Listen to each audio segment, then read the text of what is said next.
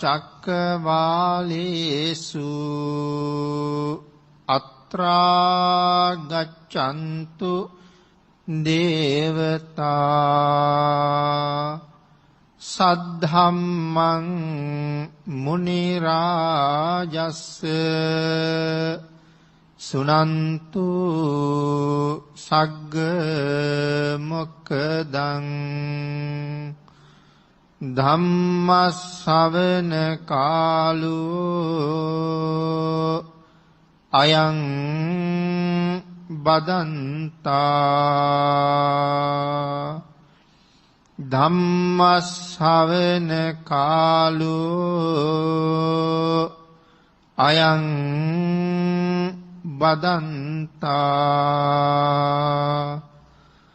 ධම්ම ශ්‍රවණ කාලෝ අයං බදන්තා. සද්ධර්ම ශ්‍රාවක කාරුණික ගුණගරුක බෞද්ධ පින්නතුනි, බොහෝම ශ්‍රද්ධාවෙන් යුක්තව මේ සදහවත් පිරිස සැදී පැහැදී සූදානම් වෙන්නේ තථාගත ශාන්තිනායක සම්මා සම්බුදුරජාණන් වහන්සේ විසින් ලෝක සත්වයන් පිළිබඳව අපරිමාණ දයාවෙන් කරුණාවෙන් මෛත්‍රියෙන් යුක්තව අවබෝධ කරගෙන දේශනා කොට වදාළ පරම ගම්බීර වූ ශ්‍රී සද්ධර්ම රත්නයෙන් අබමල් රේණුවකටත් වඩා අඩු බොහොම පුංචි කොටසක් දේශනා කරවගෙන බොහෝ දෙනාගේ යහපත පිණිස ධර්මයේ දානය කරවන්නත්, එසේ දානය කරවමින් ශ්‍රවණය කරන ධර්මය ඒ අයටත් මේ අයටත් තම තමන්ගේ ජීවිතවලට එකතු කරගෙන වඩාත් නිවැරදි මෙලව ජීවිතයක් සකස් කරගන්නත් සකස් කරවන්නත්, ඒ තුලින් තමන්ට සුගතිගාමී ජීවිතයක් උදා කරගන්නත් ශ්‍රාවකයන්ට ඒ සුගතිය උදා කරවලා දෙන්නත් තමයි මේ සද්ධර්ම දානමය පින්කම සිදු කරන්නේ. පින්නතුනි, අද ධර්ම දේශනාවේ මාතෘකාව හැටියට යොදා ගන්න කල්පනා කළේ ධම්මපද පාළියේ චිත්ත වර්ගයේ සඳහන් වන ශ්‍රී මුක ධාතුවෙන්ම දේශනා කොට වදාළ උතුම් ගාථා රත්නයක්. තරමක් දීර්ඝව සාකච්ඡා කළ යුතු ඊතා ගැඹුරු ධර්ම කාරණාන්තර්ගත ගාථා රත්නයක්. නමුත් මේ පැයට සීමිත කාලය තුල සාකච්ඡා කළ හැකි ප්‍රමාණයක් අපි සාකච්ඡා කරන්න බලාපොරොත්තු වෙනවා. දූරං ගමං ඒක චරං අසරීරං ගුහාසයං යේ චිත්තං සංයමෙස්සන්ති මොක්කන්ති මාර බන්ධන.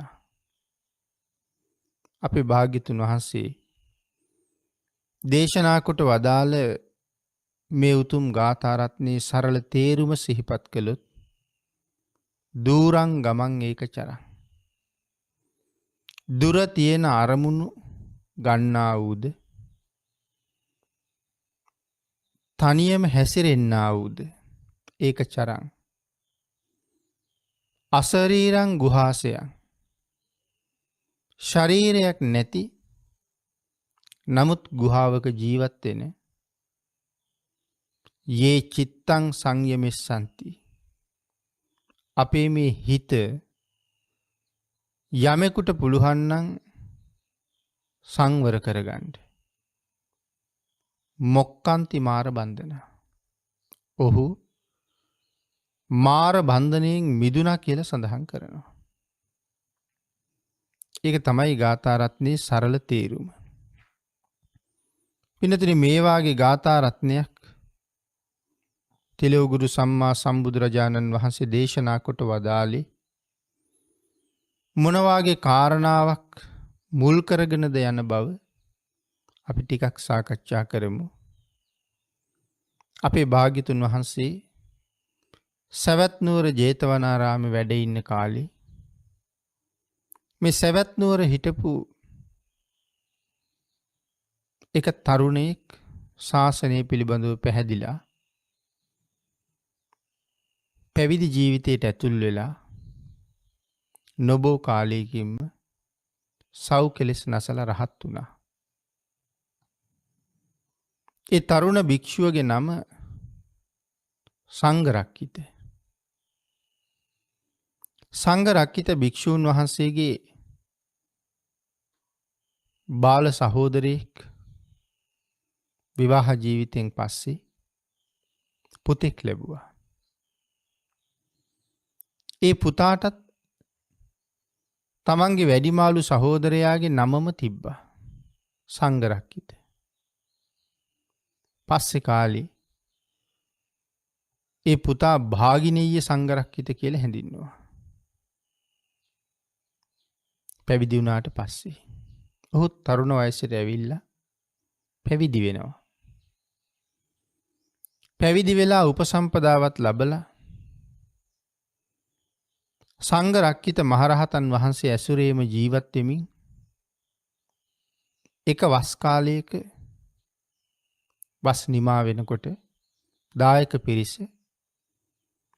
රියන් 7ක් දිග වස්ත්‍රයකුත් රියන් 8ක් දිග වස්ත්‍රයකුත් වස්ත්‍ර දෙකක් භාගිනීය සංඝරක්ඛිත ස්වාමින් වහන්සේට පූජා කළා. උන්වහන්සේ කල්පනා කළා රියන් 8ක් දිග වස්ත්‍රය මම මගේ ආචාර්යයන් වහන්සේට පූජා කරනවා. රියන් 7ක් දිග වස්ත්‍රයෙන් මම සිවුරක් කරගන්නවා කියලා කල්පනා කළා. දැන් බොහෝම සතුටින් ඉන්නේ සංඝරක්ඛිතයන් වහන්සේට මේ 8 රියන් වස්ත්‍රය පූජා කරන්න. එක දවසක් පිණ්ඩපාතේ වැඩලා රහතන් වහන්සේ ආරාමයට වඩින්න කලින් භාගිනීය සංඝරක්ඛිතයන් වහන්සේ ආරාමයට වැඩලා වත් පිළිවෙත් ටික සම්පූර්ණ කරලා සංඝරක්ඛිත රහතන් වහන්සේ වඩිනකන් දෙපා දෝවනයේ සඳහා පැන් භාජනත් සූදානම් කරගෙන බලාගෙන හිටියා. රහතන් වහන්සේ වැඩියට පස්සේ දෙපා දෝවනය කරලා උන්වහන්සේගේ විඩාව නිමෙන්න පවන් සලන්න කල්පනා කළා. ඔය අතරේ තමන් පුලපුලා බලාගෙන හිටපු 8 රියන් වස්ත්‍රය රහතන් වහන්සේට පූජා කළා. ස්වාමීනි, වස් කාලේ මට මෙහෙම වස්ත්‍ර දෙකක් ලැබුණා. එයින් මේ වස්ත්‍රය මම ඔබ වහන්සේට පූජා කරන්න කැමතියි. මට අනුකම්පා පිණිස ස්වාමීනි මේ වස්ත්‍රය බාර ගන්න කියලා කිව්වා. රහතන් වහන්සේ සඳහන් කළා සංඝරක්ඛිත මට සිවුරු තියෙනවා. මගේ 3 සිවුරු සම්පූර්ණයි. ඒ නිසා මට තවත් වස්ත්‍රයක් දැනට අවශ්‍ය වෙන්නේ නැහැ කියලා. උන්වහන්සේ නැවතත් මතක් කළා අනේ ස්වාමීනි මේ වස්ත්‍රය ලැබිච්ච වෙලාවෙ ඉඳලා මම කල්පනා කළේ මේක ඔබ වහන්සේට පූජා කරන්න.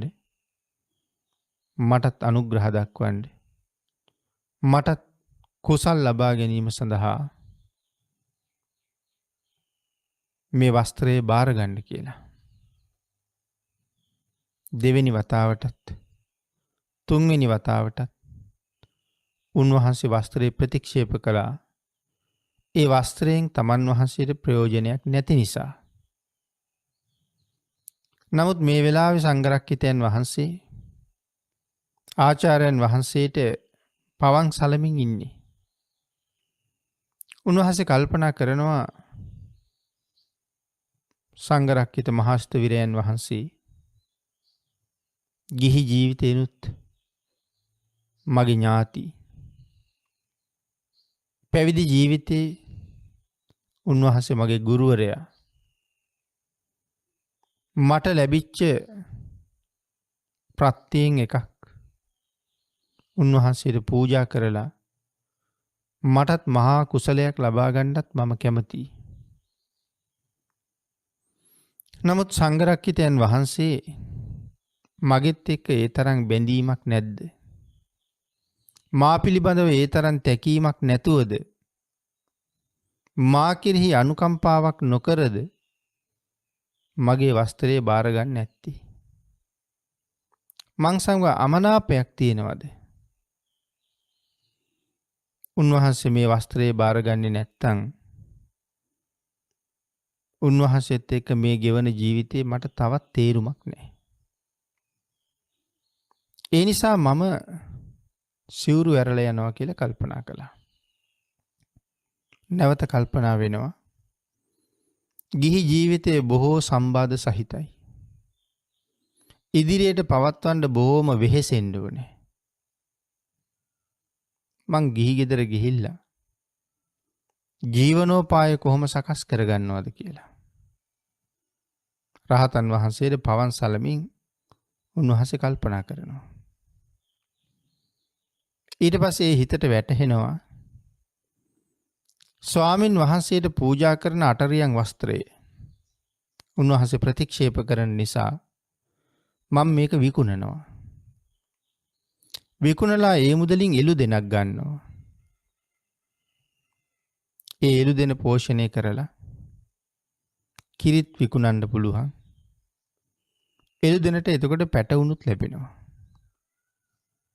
එතකොට මට එළුව විකුණන්නත් පුළුවන්.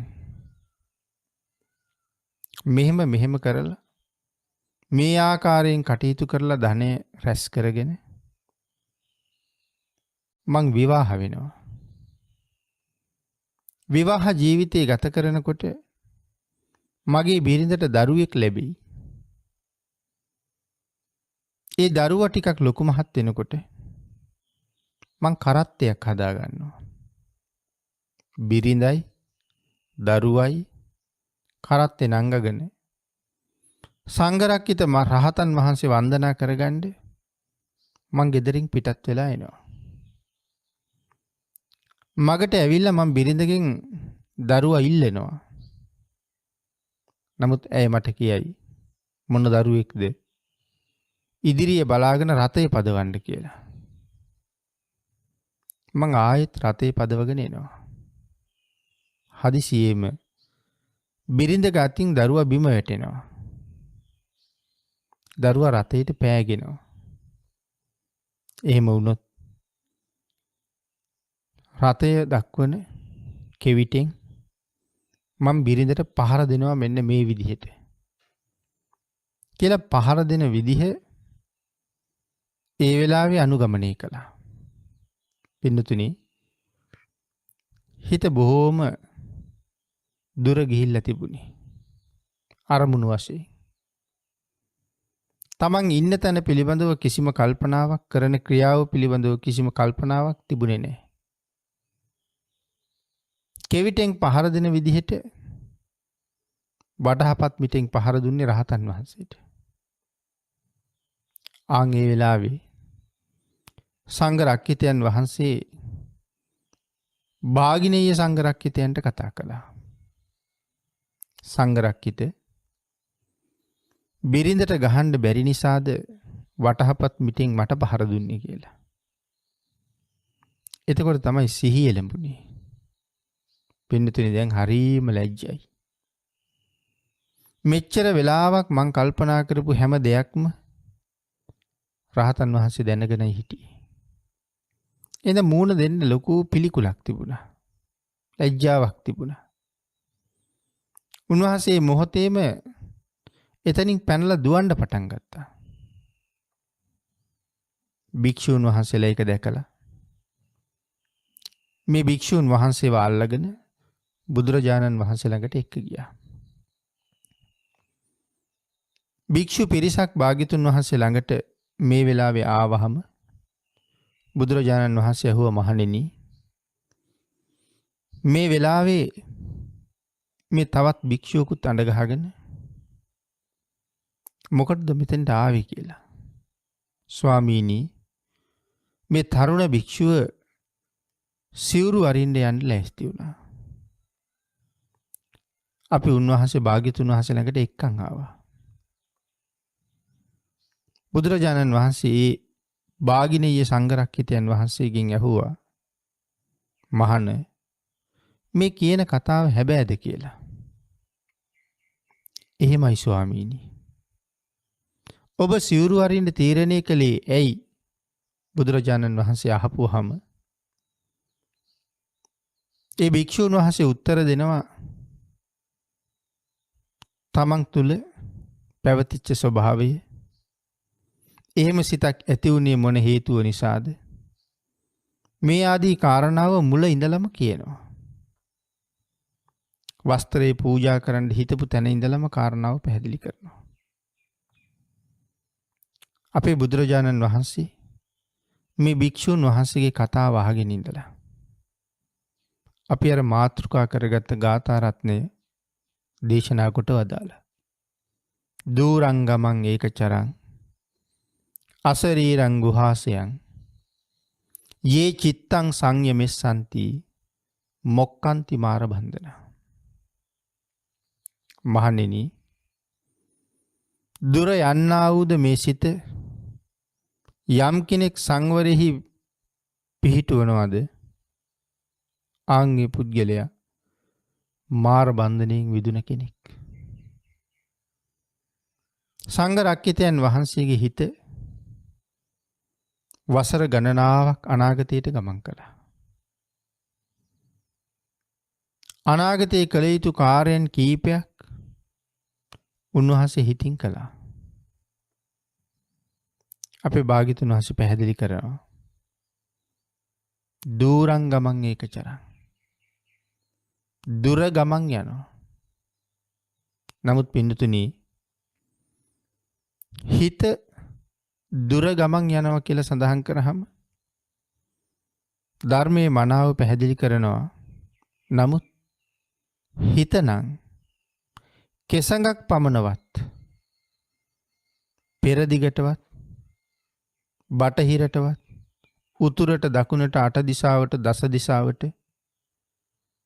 කෙසඟක තරම් ප්‍රමාණයක්වත්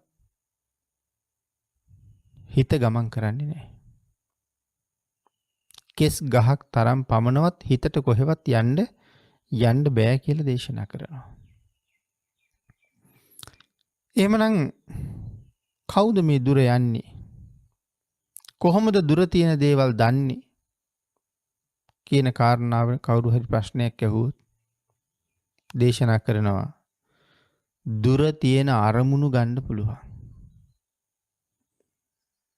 ෂණයෙන් මොහොතින් දුර තියෙන අරමුණු ගන්න පුළුවන්. හැබැයි හිත කොහෙවත් යන්නේ නැහැ. හිතට කොහෙවත් යන්නත් බෑ. පින්නතුනි මේ කාරණාව අපි තව ටිකක් සාකච්ඡා කළොත් දූරංගම නම් සඳහන් කළේ සිත ඊතා දිරෝද ඇස්කං නාසාදී හැපෙන්නා වූ නන්වැදෑරුම් අරමුණු පිළිගන්නා බවට ඕන තරම් කරුණු කාරණා සාධක මේ කතාවෙන්ම පිළිගන්න පුළුවන්. මේ කතාවෙන්ම තේරුම් ගන්න පුළුවන්. නමුත් දුර තියෙන අරමුණු මිසක් හිත දුර ගමන් කරන්නේ නැහැ කියලා සඳහන් කරනවා. නමුත් ළඟ තියෙන අරමුණුත් ගන්නවා. දුර තියෙන අරමුණුත් ගන්නවා. පින්නතුනි මේ කාරණාව බොහෝම සංකීර්ණ කාරණාවක්. හිත කොහෙද උපදින්නේ? වර්තමානයේ බොහෝ දෙනාට තියෙන බැරෑරුම් ප්‍රශ්නයක්. හිත උපදින්නේ කොහෙද? ධර්මයේ නොදන්න කෙනෙකුට තමයි ඒක බැරෑරුම් ප්‍රශ්නයක් වෙන්නේ. බුදුරජාණන් වහන්සේ දේශනා කරනවා උද්දං පාද තල අදු කේසමත්තකා තච පරියන්තං. පාද තලයෙන් උඩ කෙස් වලින් යට හමෙන් වට වෙලා තියෙන කොටසේ තච පරියන්තං මෙන්න මේ හිත උපදිනවා. ඔන්න හිත හටගන්න ප්‍රදේශයේ සඳහන් කළා. පාද තලයෙන් උඩ කෙස් වලින් යට හමෙන් වට වෙලා තියෙන මේ ශරීරය ඇතුලේ හිත හටගන්නවා. එතකොට මේ ශරීරයේ කොහෙද හිත හටගන්නේ? අශරීරං ගුහාසයන්. ශරීරයක් නැහැ කියලා සඳහන් කළානේ. හිතට ඇඟක් නැහැ. නමුත් ගුහාවක ජීවත් වෙනවා. මොකක්ද එතකොට මේ ගුහාව කියලා කිව්වේ? ඇත්තටම හිත මේ ඇඟේ කොහේ හට ගන්නව ඇද්ද? කෙනෙකුට හිතෙනවා බඩේ කියලා. කුසේ හට ගන්නවා. තව කෙනෙකුට හිතෙනවා මොළය ආශ්‍රය කරගෙන හිත හට ගන්නවා කියලා. තව කෙනෙක් කියනවා මුළු ශරීරයේ පුරාම හිත තියෙනවා කියලා. මේ ආදී වශයෙන් හිත පිළිබඳව විවිධ කතා විවිධ තැන්වලින් විවිධ විදිහට අහන්න ලැබෙනවා. භාග්‍යතුන් වහන්සේගේ දේශනාව හිත හටගන්නේ හෘද වස්තුවේ කියලා. හෘද වස්තුවේ වුණත් හිත හටගන්නේ මේ හෘද වස්තුවේ පිරිසිදු ලේ තියෙන පැත්තේ.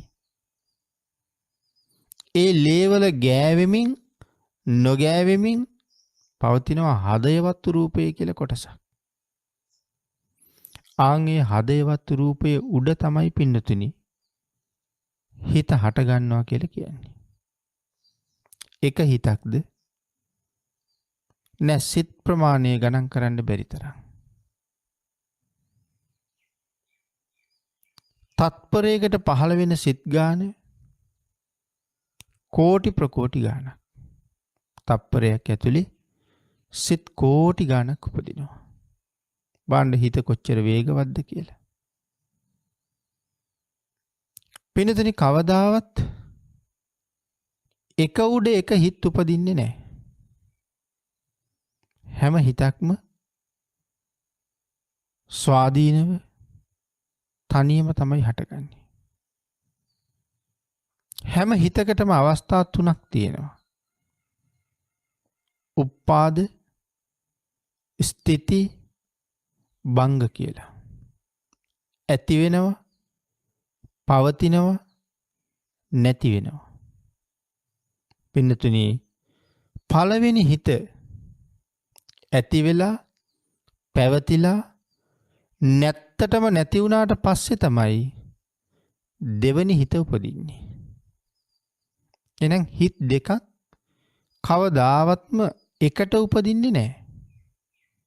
හැම හිතක්ම වෙන වෙනම ඉපදිලා පැවතිලා නැති වෙනවා. එතකොට අශරීරං ගුහාසයන් ශරීරයක් නැති ගුහාවේ වාසය කරනවා. මොකද්ද ගුහාව එතකොට? හෘද වස්තුව. හෘද වස්තුව ඇසුරු කරගෙන තමයි හිත පවතින්නේ. අපි සඳහන් කළා හිත කොහේවත් යන්නේ නැහැ කියලා. පින්නතුනි මහායාන මත මිත්‍යා දෘෂ්ටික මත ඕන තරම් තියෙනවා. සමහර අය කියනවා මහායානිකයෝ භාවනා කරන අයගේ හිත භාවනා කරන වෙලාවට මේ කයින් මිදිලා සතපුම් දාස් ගානක් නමුත් ඈතට ගමන් කරනවා කියලා. තමන් සමග රිදී නූලකින් සම්බන්ධ වෙලයි තියෙන්නේ කියලා කියනවා. කොච්චර දුර ගමන් කළත් එක මොහොතින් නැවත තමන් ළඟට එන්න පුළුවන්. එහෙම කියලා කියන්නේ මහායානික මතයක්. ඊළඟට පින්නතුනි තවත් අපි අහලා තියෙනවා. පොත්පත් වලින් කියවලා තියෙනවා. සමහර අයගේ අත්දැකීම් පිළිබඳව විස්තර. සමහර කෙනෙක් කියනවා සත්කමක් කරන වෙලාවට ඒ පුද්ගලයාගේ හිත කයෙන් බිඳිලා ශරීරයෙන් එළියට ඇවිල්ලා ඒ සත්කම කරන කුටියේ ඉහළ තැනකට වෙලා තමන්ගේම සත්කම දිහා බලාගෙන හිටිය කියලා. එහෙම අධ්‍යක්ෂින් විස්තර වුණ ග්‍රන්ථ බොහොමයක් තියෙනවා. නමුත් පින්නතුනි ඒ අදහසත් බුදුදහමට විරුද්ධයි. බුද්ධ ආගමේ තියෙන්නේ අනිත්‍යයි, දුක්ඛයි, අනාත්මයි. මේ ශරීරයේ හරහා ගමන් කරන, ශරීරයෙන් එළියට ගිහිල්ලා ගමන් කරන තවත් යම් වස්තුවක් තියෙනවා නම් එතන ආත්ම සංඥාවක් තියෙනවා. අනාත්ම බවක් එතන නැහැ. නමුත් භාග්‍යතුන් වහන්සේ දේශනා කරන්නේ අනාත්මයක්. අනිත්‍ය දුක්ඛ අනාත්ම කියලා දේශනා කළේ. එහෙමනම් පින්නතුනි ඒ කවුරු කොහොම අදහස් දැක්කුවත් මේ හිත කෙසඟක් තරම් පමණවත් දුර ගමන් කරන්නේ නැහැ කියලා සඳහන් කරනවා. දුර තියෙන අරමුණු තමයි අරගන්නේ. නමුත් දුර තියෙන අරමුණුත් Tamanට තනියම ගන්න බෑ. ඒ සඳහා ඉන්ද්‍රියක් අවශ්‍යයි.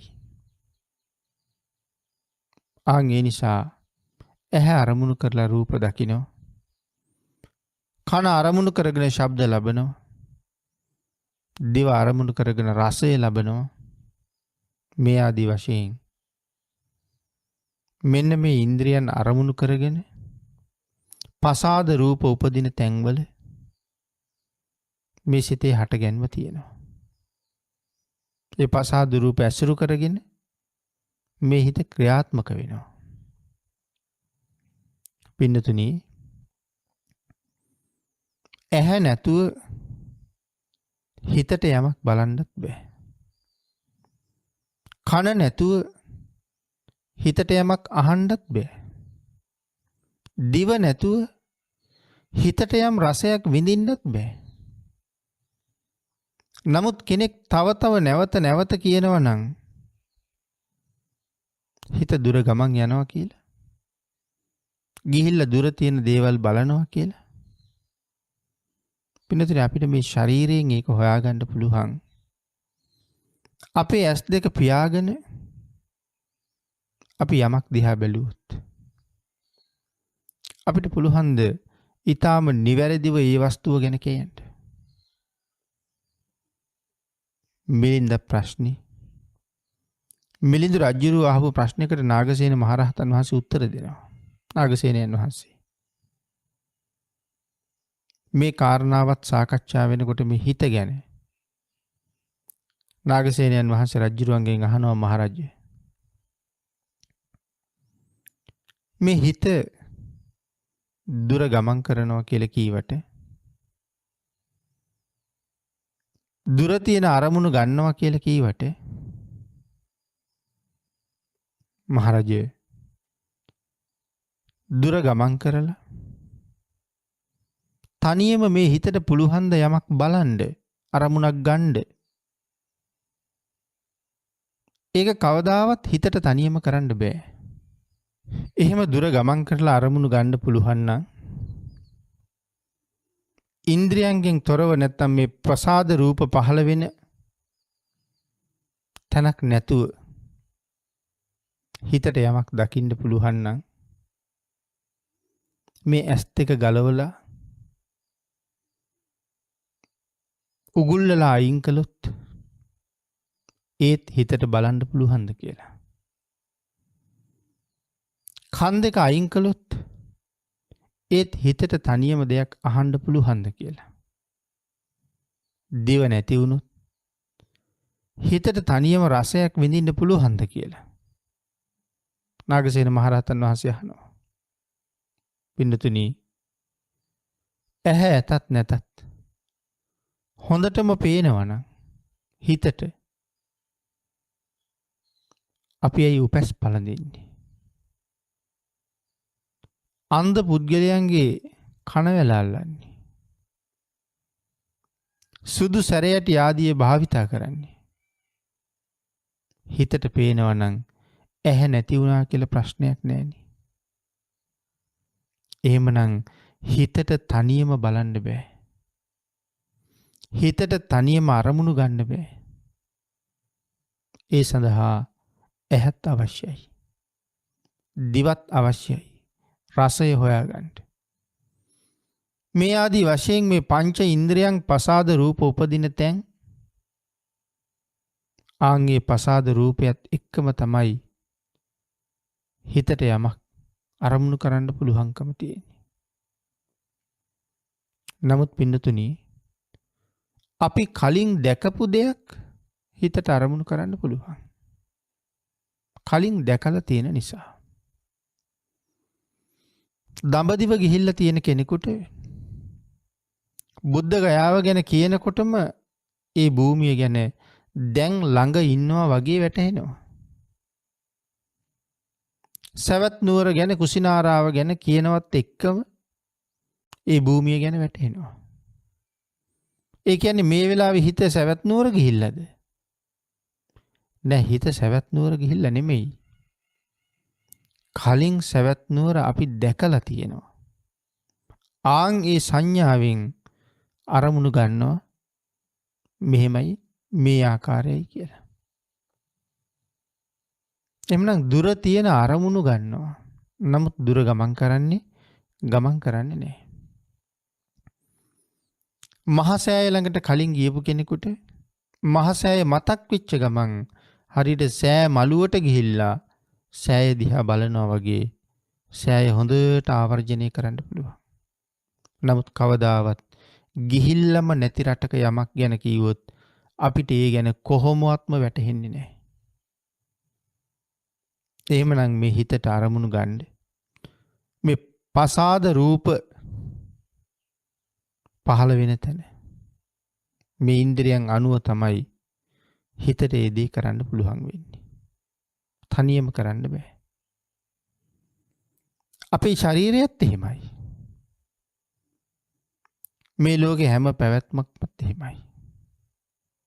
පින්නතුනි අපි සඳහන් කළා එක සිතක් ඉපදිලා පැවතිලා නැති වුණාට පස්සේ තමයි දෙවෙනි සිත උපදින්නේ කියලා.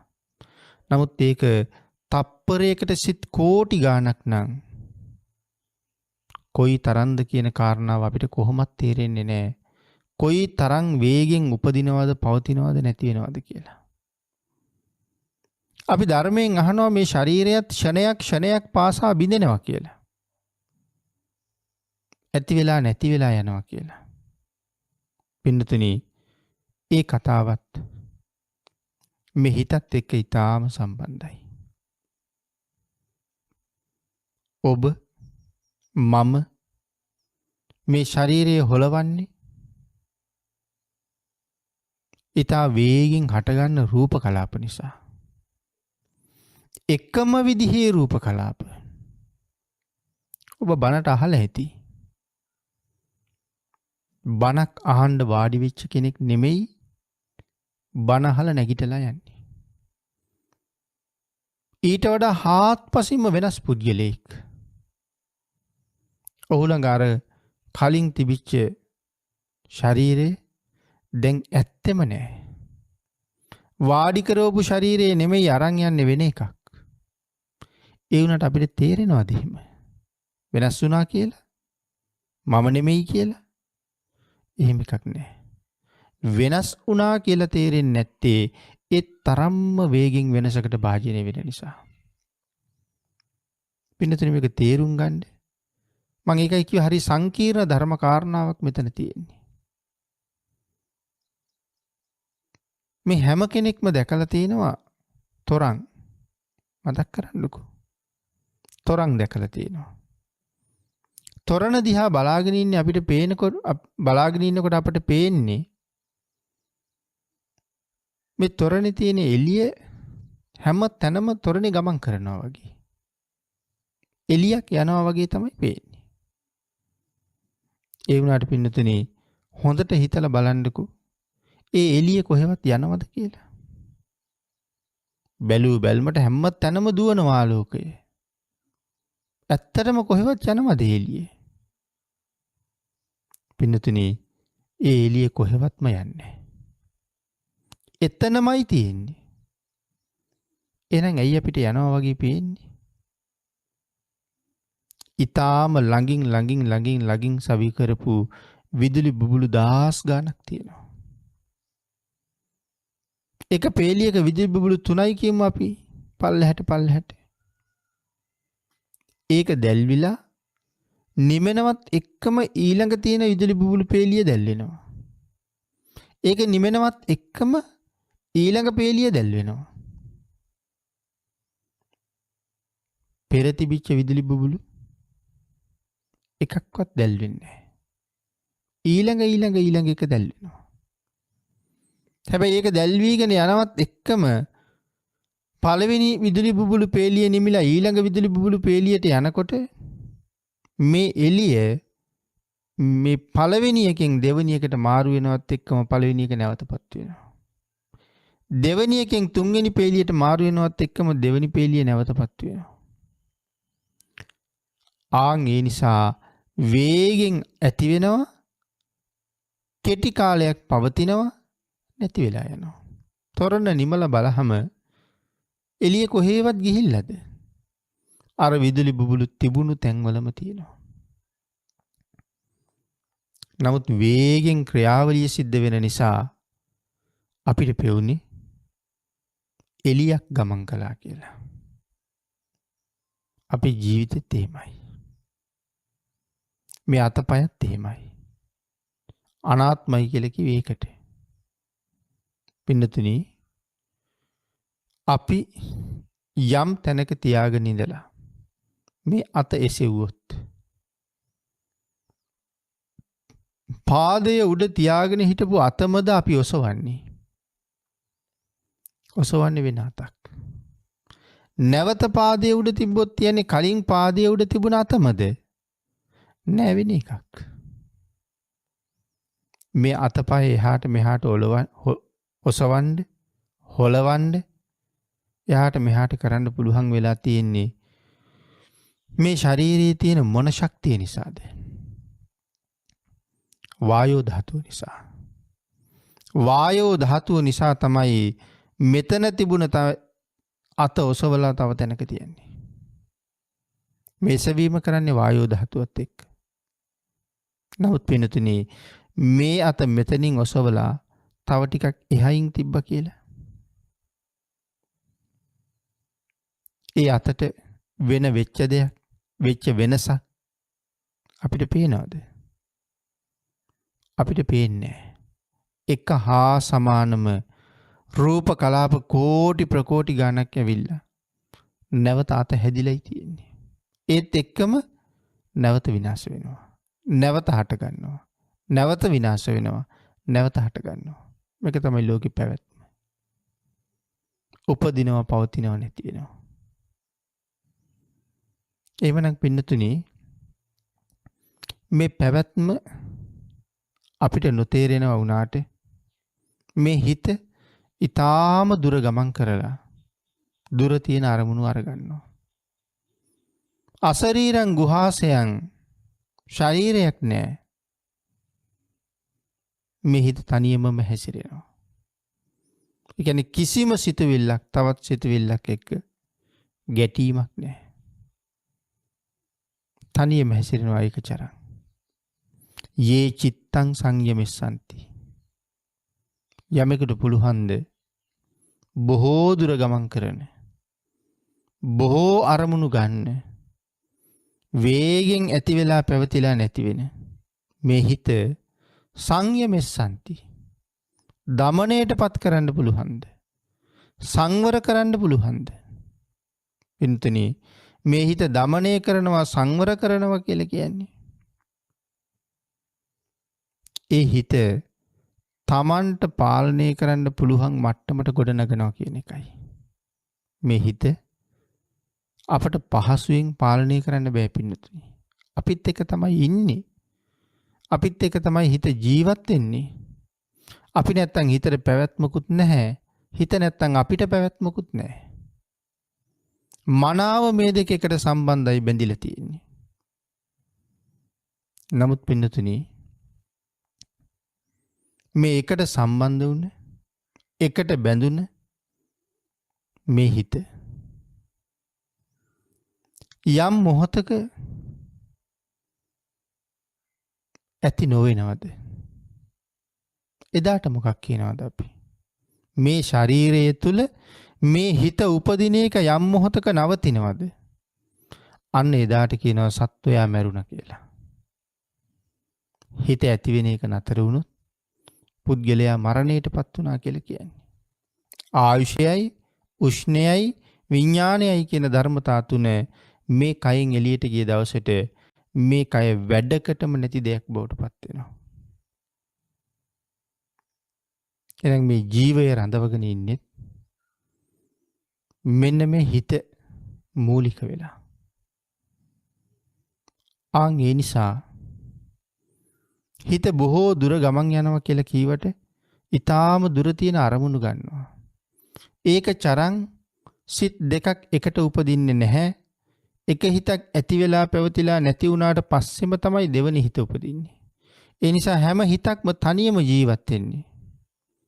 ශරීරයක් නැති ගුහාවකයි ජීවත් වෙන්නේ. අසරීරං ගුහාසය. යේ චිත්තං සංයමෙස්සන්ති. යමෙකුට මේ සියුම් වූ හිත දමනය කරන්න පුළුවන්ද? අවනත කරන්න පුළුවන්ද? තමන්ගේ කරගන්න පුළුවන්ද? ආන්ගේ පුද්ගලයා මේ ලෝකේ හරි ශ්‍රේෂ්ඨ කෙනෙක් කියලා සඳහන් කරනවා. පින්නතුනි මේ කාරණාව විස්තර කරනකොට මේ චරිත පිළිබඳවත් කරුණු කියලා තියෙනවා. රාග චරිත, ද්වේෂ චරිත, මෝහ චරිත, ඊළඟට සඳහන් කරනවා ශ්‍රද්ධා චරිත, විතර්ක චරිත, මේ ආදි වශයෙන් විවිධ වර්ගයේ චරිත ගැන ධර්මයේ පෙන්නලා තියෙනවා. එතකොට හිත උපදිනවා කියලා කිව්වේ හෘද වස්තු ආශ්‍රය කරගෙනනේ. එහෙමනම් පින්නතුනි රාග චරිත, මේ රාග චරිතයක් තියෙන කෙනෙකුගේ හිත එහෙම නැත්නම් ඔහුගේ ශරීරයේ තියෙන ලේ ධාතුව කොයි වගේද? රාග චරිතයගේ ලේ ධාතුව සඳහන් කරනවා රතුම රතු පාටයි කියලා. ඊළඟට සඳහන් කරනවා දේශ චරිතයක් තියෙන පුද්ගලයෙකුගේ ලේ ධාතුව කළු පැහැයට බරයි කියලා. මෝහ චරිතයක් තියෙන කෙනාගේ ලේ ධාතුව මස්සේදු ජලයක් වෙනී කියලා. විතර්ක චරිතයක් තියෙන කෙනාගේ ලේ ධාතුව කොල්ලු තඹපු වතුර හා සමානයි කියලා සඳහන් කරනවා. ඊළඟට සඳහන් කරනවා පින්නතුනි ශ්‍රද්ධා චරිතයක් තියෙන කෙනෙකුගේ ලේ ධාතුව කිනිහිරි මල් පෙත්තක පාටයි කියලා. ප්‍රඥා චරිතයක් තියෙන කෙනාගේ ලේ ධාතුව සඳහන් කරනවා ප්‍රඥාවන්තයන්ගේ ලේ ධාතුව ඊ타ත්ම පිරිසිදුයි කියලා. ඊ타ම පහන් වෙලයි තියෙන්නේ. මේ චරිත වශයෙන් සඳහන් කරනකොට ශරීරයේ ලේවල ස්වභාවය පැහැදිලි කරලා තියෙන හැටි. ඊළඟට පින්නතුනි අපේ භාග්‍යතුන් වහන්සේ දේශනා කරන මේ කාරණාව අපි සඳහන් කළා යේ චිත්තං සංයමෙස්සන්ති. යමෙකුට මේ හිත දමනය කරන්න පුළුවන් නම් ඔහු මාර බන්ධනෙන් මිදෙනවා. ඒ කියන්නේ අය කවදාවත් නොමැරෙන කෙනෙක් බවට පත් වෙනවා. පින්නතුනි එහෙම සඳහන් කරාම ඔහු අමරණීයත්වයට යනවා. නමුත් කොහොම කරාමද මේ හිත දමනය කරගත්තාම? ඒ හිත දමනය කරන්න පුළුවන් මහා වීරවන්තයෙකුට, මහා ප්‍රඥාවන්තයෙකුට ඒ හිත දමනය කරන්න පුළුවන්. වීරිය නැති, ප්‍රඥාව නැති දුෂ්ප්‍රඥයන්ට ඒක ඊටාම අපහසු වැඩක් කියලා කරුණු පැහැදිලි කරනවා. එහෙනම් හිත දමනය කරනවා කියලා කියන්නේ යමෙක් හිත දමනය කරගත්තොත් ඔහු මේ ලෝකේ පුදුම ශ්‍රේෂ්ඨ පුද්ගලයෙක්. දෙවියන් බඹුන් අතර වැඳුම් පිදුම් ලබන පුද්ගලයෙක්. යමෙක් හිත දමනය කළා නම් ඔහු කල්පනා කරන්නේ තමන්ට අවශ්‍ය දේ විතරයි කියලා සඳහන් කරනවා. කෝටි ගණන් හිතට එන අරමුණු තියෙනවා. නමුත් එකකවත් එල්බෙන්නේ නැහැ. තමන්ට අවශ්‍ය දේ පිළිබඳව කටයුතු කරනවා. ආන් එහෙමනම් මේ හිත කොයි තරම් සංකීර්ණද? පින්නතිනි, වීරවන්තයා ඒ හිත දමනය කරගෙන තමන්ගේ වසඟයට අරගන්නවා. මොක්කන්ති මාර බන්ධන. හිත තමන්ගේ වසඟයට ගත්තා කියලා කියන්නේ කෙලස් උල් ගලවලා දාලායි තියෙන්නේ. සසර දුවන එක නතර කරලායි තියෙන්නේ. එහෙමනම් සඳහන් කළා මේ හිත දමනය කරගත් පුජ්‍යලයා හරි ශ්‍රේෂ්ඨයි. හරිම උත්තරීතරයි. අපේ භාග්‍යතුන් වහන්සේ දේශනා කොට වදාලා එක ගාථා රත්නයක් ධම්මපද පාළියේම.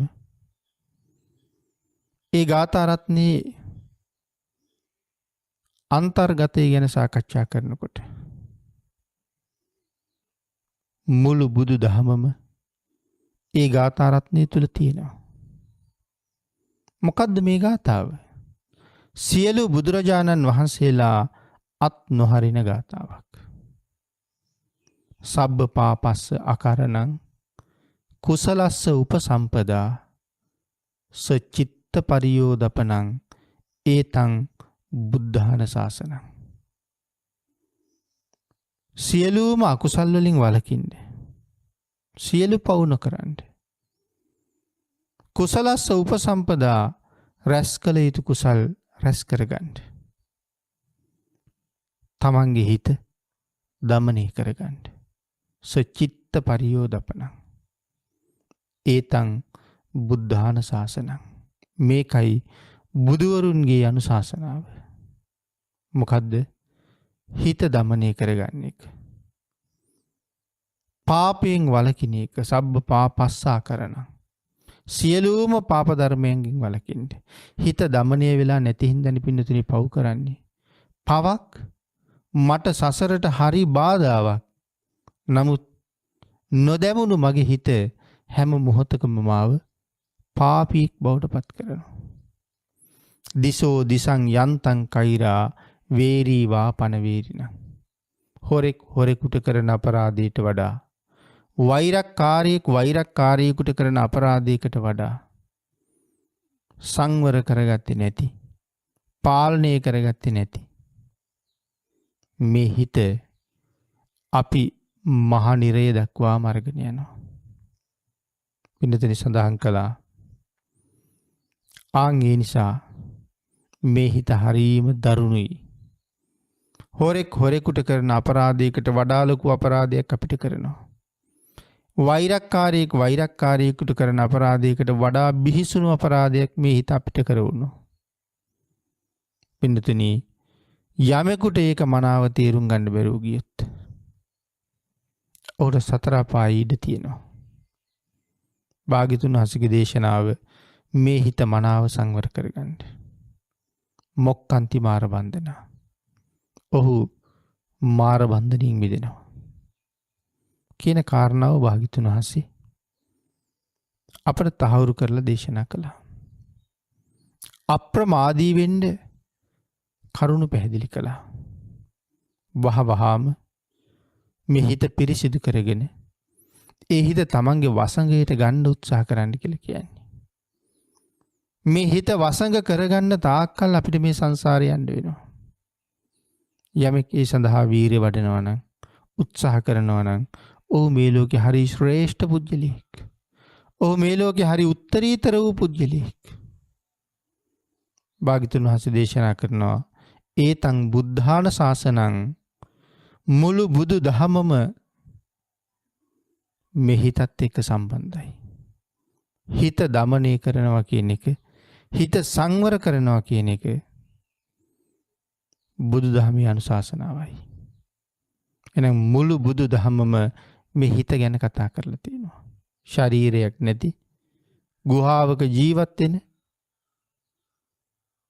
මේ හිත යමෙක් দমনය කරන්නේද ඔහු මාර බන්ධණයෙන් සදහටම නිදහස් වෙනවා කියලා භාග්‍යවතුන් වහන්සේ දේශනා කරනවා.